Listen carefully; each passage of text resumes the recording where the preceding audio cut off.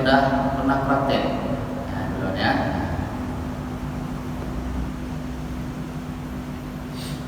Bahkan dalam satu kitab dikatakan berapa banyak di antara kita yang masih minum dalam keadaan berdiri, bahkan dengan tangan kiri lagi, masya Allah. Kalau orang yang tak pernah pergi masjid, dia nggak kenal masjid, nggak kenal majelis taklim, wajar dia minum tangan kiri dan caranya pun berdiri, paling akhir.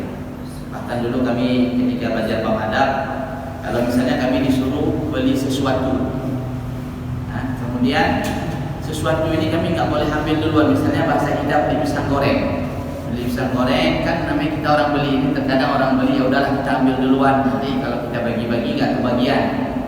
Kita ambil duluan, ini merupakan akhlak yang kurang baik. Kita lanjut adab ketika akan minum. Bismillahirrahmanirrahim. Di antara adab-adab ketika akan minum adalah minum dengan menggunakan tangan kanan, kecuali jika terdapat udzur maka boleh dengan tangan kiri. Ini jelas. Jadi minum itu kalau kita misalnya mau minum, sunnahnya itu bukan langsung dari aqua misalnya kan kita minum. Ini enggak sunnah hukumnya, ataupun pakai pipet. Juga tidak sunnah. Yang sunnah itu apa? Ada gelas, minum pakai gelas. Itu hukumnya sunnah. Terus cara mengangnya pun diajarin sama alim ulama, sama guru-guru kita. Jadi cara pegang gelas itu pun masya Allah indah ya, tangan kelingking di bawah. Seperti ini cara memegang gelas tatkala kita minum. Ada yang sudah pernah praktek? Belum ya.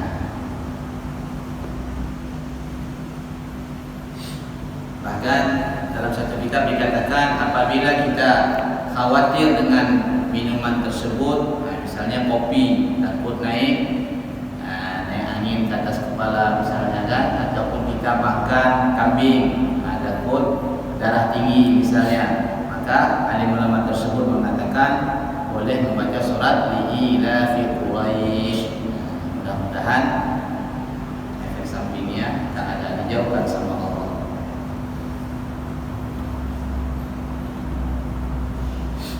Kemudian membaca bismillah sebelum minum. Jadi minimal membaca bismillah.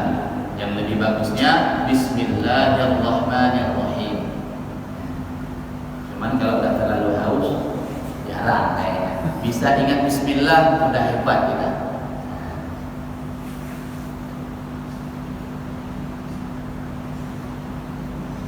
Kemudian minum dengan cara 3 kali nafas.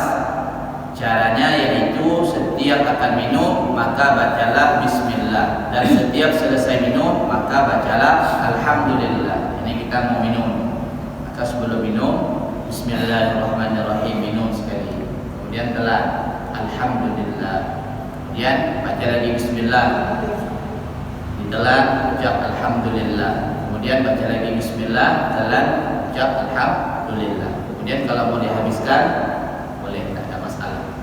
Tapi bagusnya memang sekali teguh, sekali ucap bismillah, dan sekali telan ucap alhamdulillah. Bagusnya seperti itu sampai habis. Jangan mulai dari pertama minum belum sampai habis. Kan ada yang kalau terlalu haus, ini enggak sunnah. Itu cara minum unta. Jadi unta itu saya lihat kalau minum itu dia sampai apa namanya ini, goyang-goyang. Nah, kita jangan seperti itu, pelan-pelan. Jangan terburu-buru. Nabi mengatakan al-musta'jilu minasyaiton. Terburu-buru merupakan perbuatan syaitan. Slow ya, santai. Boleh ya dipraktek ya, minum bismillah, kemudian alhamdulillah. Memang ini kita sudah tahu, bahkan terkadang sepele. Kan enggak mengeluarkan keringat nih ucapan bismillah sebelum minum. Kalau makan boleh juga, enggak ada masalah, lebih bagus. Mantap. Cuman kalau nasinya banyak seperti itu, kita buat 1 jam belum tentu habis.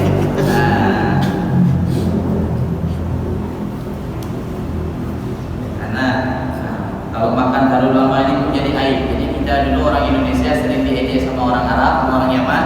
orang Indonesia menghabiskan waktu untuk masak. Hari-hari masak anak Indonesia.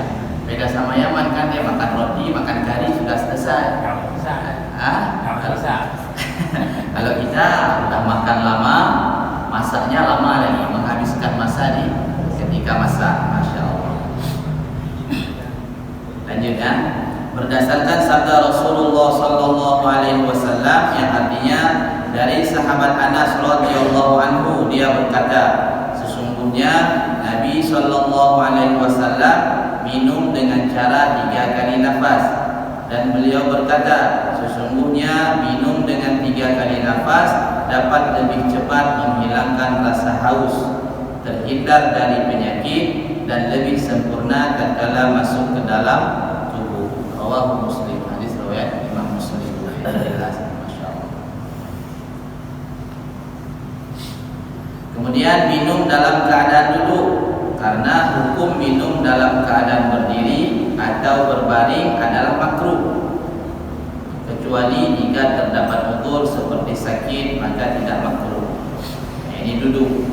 Ini memang pun nampaknya sepele, tapi hari ini betapa banyak di antara kita yang masih minum dalam keadaan berdiri, bahkan dengan tangan kiri lagi. Masya Allah. Kalau orang yang tak pernah pergi masjid, dia nggak kenal masjid, nggak kenal majelis taklim, wajar dia minum tangan kiri dan caranya pun berdiri. Tapi kita hari-hari di masjid, saf pertama lagi, kadang posisi kita muadzin, kadang posisi kita imam, menceramah lagi, Masya Allah, minum masih pakai tangan kiri. Ini kalau kita yang sudah kenal masjid, kenal majelis taklim, minum ataupun makan menyalahi sunnah, maka syaitan bukan sekedar tertawa, tapi dia tepuk tangan, tertawa dan tepuk tangan. Saking ngejeknya syaitan ya. Terlalu keras hati kamu sehingga kamu ini nggak mengenal hukum Allah. Tapi kalau orang awam, syaitan cuma senyum saja. Kamu memang bodoh. Kalau kita tidak kenal masjid, tepuk tangan lagi syaitan. Masya Allah. Jadi insya Allah ya. Yang lebih dahsyatnya lagi, kita cerita maulid. Cerita maulid kan tujuannya untuk menghidupkan sunnah Nabi. Habis kita cerita maulid, tapi ketika dibagi-bagi makanan, makan pun tangan kiri. Masya Allah. Kalau kita cerita sunnah, melihat ada perkara seperti itu, sedih rasanya. Bukan kita ingin memolok ataupun merasa lebih baik, tidak, tapi sedih. Lanjut ya. Berdasarkan sabda Rasulullah, "Lau ya'lamul ladzi yashrabu wa huwa qa'imun ma fi batnihi lasdaqaha." Artinya, jika orang yang minum dalam keadaan berdiri mengetahui efek samping ataupun bahaya yang akan timbul di dalam perutnya, niscaya dia akan memuntahkannya. Rawahu Baihaqi. Jadi ini, setiap larangan Allah, setiap larangan Rasulullah pasti ada mudaratnya. Dan setiap perintah Allah dan perintah Rasulullah pasti ada manfaatnya, itu saja. Gak mungkin gak ada manfaat setiap perintah Allah, dan gak mungkin gak ada mudarat setiap larangan Allah.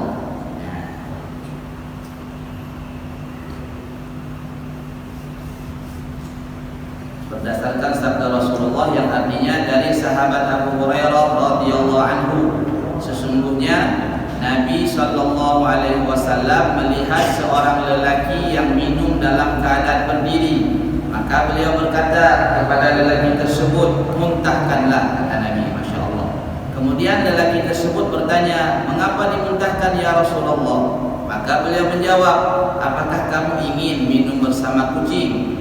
Lelaki tersebut menjawab, "Tidak." Maka Nabi Sallallahu Alaihi Wasallam bersabda, "Sungguh telah minum bersamamu makhluk yang lebih buruk daripada kucing, yaitu syaitan." Jadi orang yang minum dalam keadaan berdiri ataupun makan dengan tangan kiri, maka dia telah makan dan minum bersama syaitan.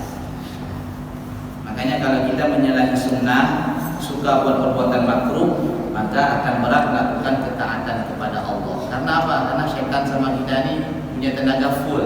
Tapi kalau kita mengamalkan sunnah, syaitan yang ada sama kita ini lowbat, sehingga dia tak sanggup untuk ganggu kita, lemah ya.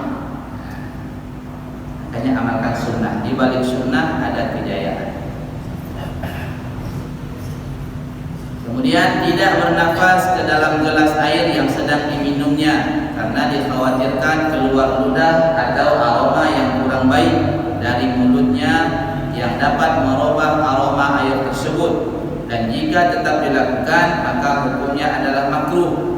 Adapun jika untuk membacakan ayat Al-Quran atau salawat atau doa pada ayat tersebut, maka tidak makruh untuk bernafas di ayat tersebut setelah membacanya. Maksudnya ditiupkan, ruqyah.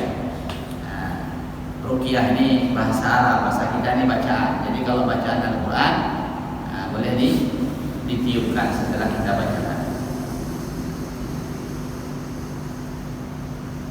Jangan kita bilang tak ada efek. Kalau kalam Allah ataupun hadis Nabi kita bacakan kemudian kita tiupkan ke dalam air, kemudian air tersebut kita minumkan, ini efeknya luar biasa. Kalam Allah, masya Allah. Jangankan kalam Allah, bahasa kita saja luar biasa efeknya. Kan kita ejek orang pasti marah. Kita puji orang pasti senang. Ini bahasa kita, apalagi kalam Allah yang kita bacakan, kita tiupkan ke air, kita minumkan ke orang, luar biasa. Berdasarkan sabda Rasulullah sallallahu alaihi wasallam, "Idza syariba ahadukum fala yatanaffas fil ina", muttafaqun alaih. Yang artinya jika salah seorang dari kalian sedang minum, maka janganlah bernafas di dalam gelas. Ini jelas. Bagi seseorang yang membagikan minuman, maka dialah yang dianjurkan paling terakhir untuk minum. Ini dulu waktu kita belajar dijelaskan bagi orang yang berkhidmat, baik dia memberikan minum orang lain ataupun memberikan makan orang lain, yang namanya pelayan ataupun yang berkhidmat, ketika itu maka dia harus makan yang paling akhir.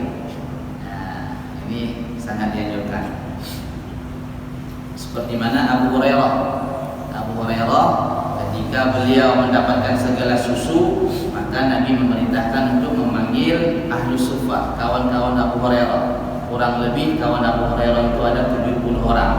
Kemudian Nabi memerintahkan Abu Hurairah untuk menyuruh minum satu persatu, dan yang paling terakhir minum adalah yang membagikan. Siapa yang membagikan? Yaitu Abu Hurairah.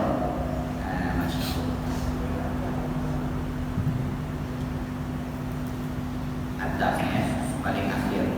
Bahkan dulu kami ketika belajar bab adab, kalau misalnya kami disuruh beli sesuatu, kemudian sesuatu ini kami nggak boleh ambil duluan. Misalnya bahasa kita beli pisang goreng, kan namanya kita orang beli. Ini terkadang orang beli ya udahlah kita ambil duluan. Nanti kalau kita bagi-bagi nggak kebagian. Kita ambil duluan, ini merupakan akhlak yang kurang baik. Kalau seandainya makanan yang kita beli kemudian kita bagi-bagikan, takdir Allah kita nggak kebagian ini biasanya Allah akan balas lebih. Orang yang melihat pasti akan simpati sama orang tersebut, bahkan dikasih lebih lagi untuk orang yang berkhidmat tersebut.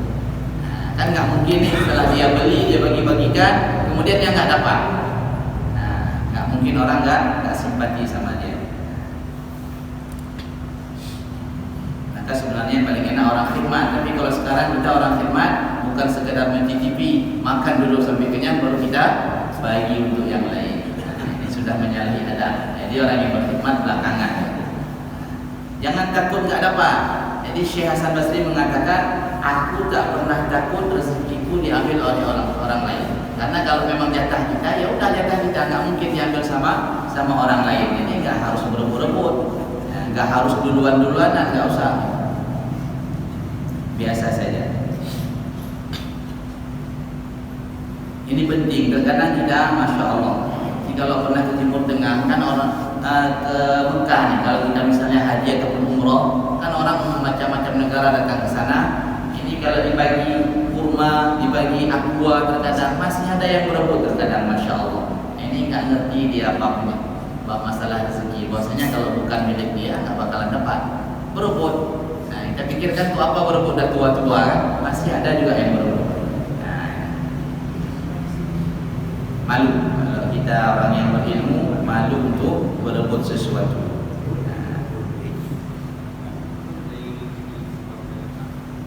Kemudian berdasarkan sabda Rasulullah, saqil qaumi akhiruhum syurba, rawahu Muslim. Yang artinya orang yang membagikan minuman, maka maka dialah yang terakhir minum. Yang berkhidmat terakhir untuk makan. Kemudian melihat minuman yang akan diminum sebelum meminumnya, karena dikhawatirkan terdapat kotoran yang jatuh di dalamnya. Jadi sebelum minum juga kita disunahkan untuk melihat ke dalam air, ke dalam gelas tersebut ada sesuatu atau tidak. Makanya kalau kita taruh air, maka usahakan ada tutupnya. Saya melihat akhlak guru kita waktu kita belajar kan selalu ada air di gelas, maka air ini kalau nggak disediakan tutup, beliau akan tutup dengan pulpen ataupun sesuatu. Nggak terbuka itu saja yang saya lihat, pasti ada ditutup sedikit.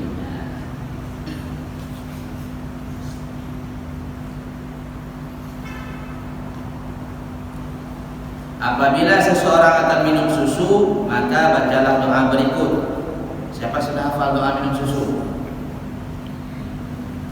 Ada yang mengamalkan doa minum susu? Ada. Susu. Allahumma barik lana fihi wa zidna minhu. Doanya. Allahumma barik lana fihi wa zidna minhu. Boleh kembali ulang? Allahumma barik lana fihi wa zidna minhu. Nah, itu doa ketika kita mau minum susu. Kenapa kita jarang minum susu? Rupanya jarang baca doa. Hanya Allah tak kasih.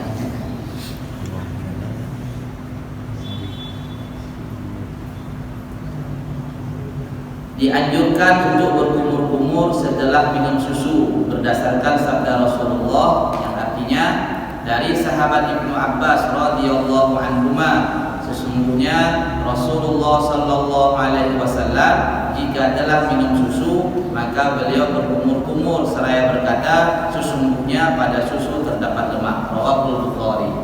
Jadi disunahkan setelah minum susu kita berkumur-kumur. Jadi buat saja apa yang dibuat sama Nabi, udah buat, jangan banyak kita kias. Seperti mana sahabat Nabi dalam satu kisah ketika beliau melewati sebuah pohon. Ketika melewati sebuah pohon, kemudian Nabi ketika itu nunduk dan sahabat ini pun ikut nunduk ketika itu. Di lain kesempatan sahabat perginya nggak sama Nabi, perginya sendiri. Karena dulu pernah pergi sama Nabi nunduk, ketika itu beliau sahabat ini juga nunduk. Gitu. Jadi apa yang dibuat Nabi ya udah buat, jangan kita kias-kias. Oh itu kan dulu, jangan. Seperti mana habis sholat di dalam kitab Haidus Sahabah dikatakan habis sholat disunahkan untuk buat seperti ini, karena kita ada hadisnya. Jangan kita kias, oh dulu kan sholatnya banyak pasir, belum seperti kita ada ambalnya, sehingga harus diusap seperti ini. Tidak demikian. Jadi kalau Nabi buat seperti ini habis sholat kita buat, tidak usah banyak kias. Karena sahabat Nabi dulu apapun yang dibuat Nabi langsung buat. Ana lagi, ada yang kalau lagi duduk nak buat apa? Terakhir tidak ada yang kita buat. Kemudian dianjurkan untuk menghadap kiblat tatkala minum air Zam-Zam. Kalau minum air Zam-Zam disunnahkan untuk menghadap kiblat. Kemudian membaca doa. Adapun doa yang dibaca Sayyidina Abdullah bin Abbas radhiyallahu anhuma sebelum minum air Zam-Zam yaitu Allahumma inni as'aluka ilman nafi'a wa rizqan wasi'a wa shifaan min kulli da'. Ini doa Ibnu Abbas. Kalau memang ini doanya panjang, doa yang lain tidak ada masalah. Yang penting ketika kita minum posisinya berdiri sunnah ya, kemudian menghadap kiblat. Tatkala kita minum doa terus dalam hati. Karena dalam satu hadis dikatakan az-zamzamu lima syuribalah. Air Zam-Zam ini tergantung apa yang kita niatkan. Di sini ada hadisnya ma'u Zam-Zam lima syuribalah. Artinya Zam-Zam itu tergantung dengan apa yang diniatkan tatkala minum. Maknanya ialah Allah akan mengabulkan keinginan hambanya sesuai dengan apa yang diniatkan oleh hamba tersebut saat meminumnya. Contoh, jika seseorang tatkala minum air Zam-Zam adalah agar mendapatkan kesembuhan, maka Allah akan memberikan kesembuhan untuknya. Jadi tatkala minum air Zam-Zam, apa yang kita hajatkan kita sebutkan di dalam hati. Nah, insyaallah Allah kabulkan. Apalagi yang belum punya istri misalnya kan, niat terus, ya Allah cepatkanlah jodoh saya misalnya. Yang sudah punya istri, ya Allah ingin nambah minum Zam-Zam, doa terus, nggak masalahnya. Nah, yang belum punya anak itu juga, Ustaz, air Zam-Zam kan payah nih di Mekah yang ada juga di sini di toko Zam-Zam, beli terus. Mahal Ustaz, apa mahal? Nah, karena itu air yang paling bagus. Air yang paling bagus yang pertama air apa namanya? Air yang keluar dari jemarinya Rasulullah. Ini dalam kitab sirah disebutkan demikian. Air yang paling bagus yang pertama air yang keluar dari jemarinya Rasulullah. Sekarang nggak ada lagi. Nah, sekarang yang paling bagus yaitu air Zam-Zam. Yang ketiga air yang paling bagus yaitu air bekas daripada air wudhu kita. Air bekas wudhu ditampung, kalau kita sakit kita minum, insya Allah jadi obat.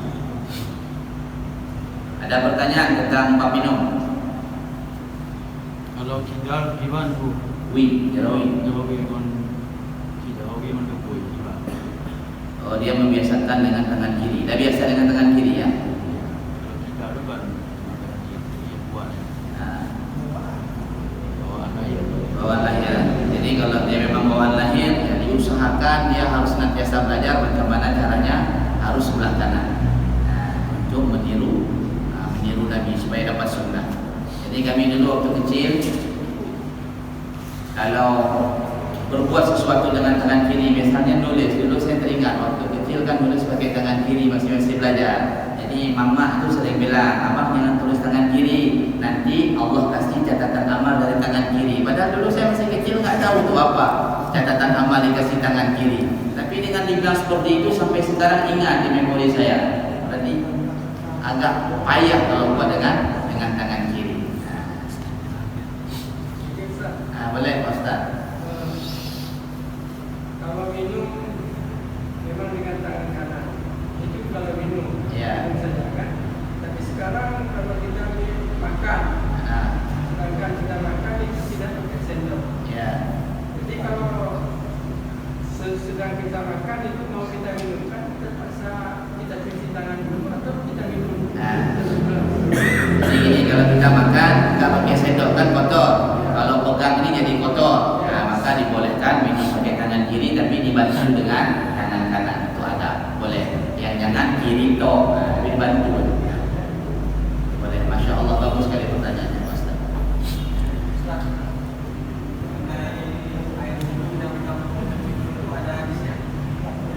Ini kita dengar dari para alim ulama.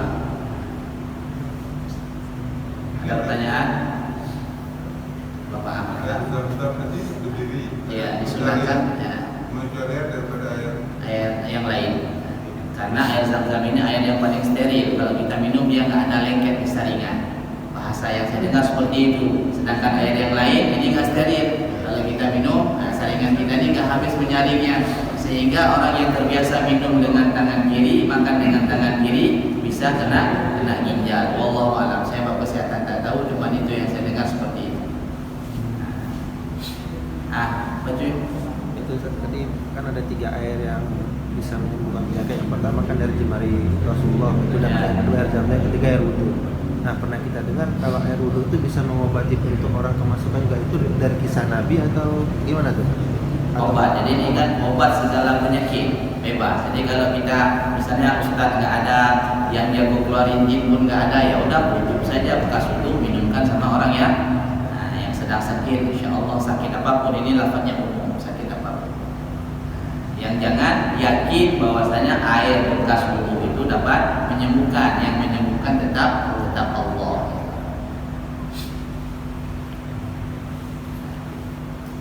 Ada pertanyaan lain? Kalau nggak ada kita lanjut bab memotong kuku.